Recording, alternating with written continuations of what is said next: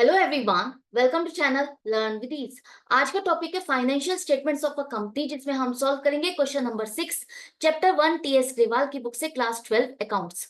Online sessions, online classes के लिए आप मुझे इस नंबर पर व्हाट्सएप कर सकते हो अपना नाम और क्लास।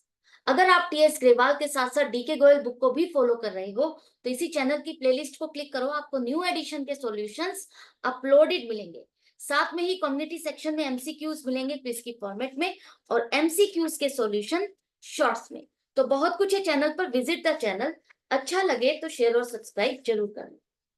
अब इस क्वेश्चन में दिया है कि आपको ट्रेड रिसीवेबल्स करंट एसेट है या नॉन करंट एसेट की कैटेगरी में डालना है।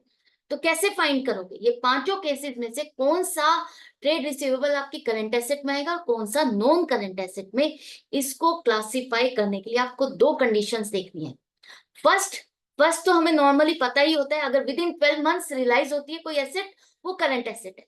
और दूसरी कंडीशन है ऑपरेटिंग साइकिल। अगर कोई पेमेंट आपको विद इन ऑपरेटिंग साइकिल मिल जाती है तो वो भी आपकी करंट एसेट में आएगी, बेशक वो 12 मंथ से ज्यादा हो जाए। अब ऑपरेटिंग साइकिल का क्या मतलब है?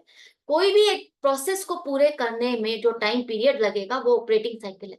जैसे कि कोई सामान खरीदना, उसको प्रोडक्ट बनाना, फिर उसको बेचना और उसकी पेमेंट रिसीव करना, ये पूरे प्रोसेस में जो टाइम पीरियड आपका लगेगा वो ऑपरेटिंग साइकिल है। तो हर कंपनी का अपना एक ऑपरेटिंग साइकिल होता है। तो 5 केसेस दिए हैं, पांचों केसेस में से आपको क्लासिफाई करना है कि ये नॉन करंट है या करंट है। तो फर्स्ट केस है, फर्स्ट केस में 10 महीने का ऑपरेटिंग साइकिल है और पेमेंट आपको मिलेगी 11 महीने। तो ऑपरेटिंग साइकिल से तो ये पीरियड बाहर निकल गया, एक महीना लेट पेमेंट मिल रही है। तो फर्स्ट कंडीशन तो इसने सेटिस्फाई नहीं की।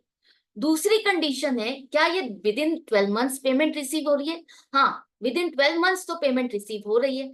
तो ये आपका फर्स्ट केस करंट एसेट में आएगा। दोनों में से एक भी कंडीशन सेटिस्फाई होती है तो आप उसे करंट एसेट में डालोगे। सेकंड है आपका 10 महीने का ऑपरेटिंग साइकिल है, एक्सपेक्टेड रियलाइजेशन पीरियड वो भी 12 महीने है। तो ऑपरेटिंग पीरियड से तो ये बाहर निकल आया, 2 महीने लेट है, लेकिन विद इन 12 मंथ्स आपको पेमेंट रिसीव हो रही है। फर्स्ट कंडीशन तो इसने सेटिस्फाई नहीं की, लेकिन second condition with in 12 months वाली सेटिस्फाई कर रहा है, तो ये करंट एसेट है। थर्ड केस, 10 महीने का ऑपरेटिंग साइकिल है लेकिन एक्सपेक्टेड रियलाइजेशन पीरियड 13 महीने। तो ऑपरेटिंग साइकिल से 3 महीने लेट आपको पेमेंट मिल रही है। फर्स्ट कंडीशन नहीं सेटिस्फाई कर रहा, second condition with in 12 months वो भी सेटिस्फाई नहीं कर रहा। तो जब दोनों ही कंडीशन सेटिस्फाई नहीं करेगा तो वो क्या बन जाएगी? आपकी नॉन करंट एसेट।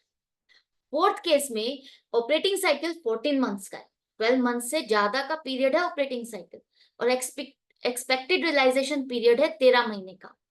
मतलब विद इन ऑपरेटिंग साइकिल आपको पेमेंट रिसीव हो रही है। तो फर्स्ट कंडीशन, क्या आपको पेमेंट ऑपरेटिंग साइकिल के अंदर मिल रही है? हाँ, within operating cycle period मिल रहा है हमें पेमेंट, तो ये आपकी फर्स्ट कंडीशन को सेटिस्फाई कर रहा है, तो ये करंट एसेट है।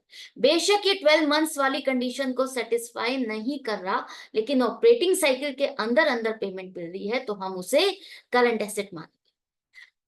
फिफ्थ केस में ऑपरेटिंग साइकिल आपका 15 महीने का है लेकिन एक्सपेक्टेड रियलाइजेशन पीरियड 16 महीने का है। तो 15 मंथ्स का ऑपरेटिंग साइकिल और पेमेंट 16 महीने, एक महीना तो ये लेट हो गया। फर्स्ट कंडीशन कैंसिल हो गई, नहीं सेटिस्फाई कर रहा। सेकंड कंडीशन 12 मंथ्स वाली, वो भी सेटिस्फाई नहीं कर रहा। तो जब दोनों ही कंडीशन सेटिस्फाई नहीं होगी तो ये आपकी एसेट कहाँ आ जाएगी? कौन सी कैटेगरी में? नॉन करंट एसेट में। तो जब भी क्वेश्चन में ऐसा दिया हो, आपको फाइंड करना हो कि ये एसेट या लाइबिलिटी, दोनों ही केस में ये दोनों कंडीशंस आपको चेक करनी है। अगर यहाँ पर आता ट्रेड पेबल्स या कोई और लाइबिलिटी, उसको चेक करना होता, तब भी आप इसी तरह से दोनों कंडीशन को चेक करोगे। विद इन ऑपरेटिंग साइकिल है या विद इन 12 मंथ्स, दोनों में से एक कंडीशन सेटिस्फाई करता है तो आप उसे करंट एसेट या लाइबिलिटी कहोगे, अदरवाइज वो नॉन करंट एसेट या लाइबिलिटी होगी। आई होप ये कॉन्सेप्ट आपको अच्छे से समझ में आ गया। तो इसी तरह से अपनी प्रैक्टिस जारी रखना, समझते रहना, सीखते रहना और मेरे साथ कनेक्टेड रहना। मिलते हैं नेक्स्ट वीडियो में नेक्स्ट क्वेश्चन के साथ। Goodbye and take care.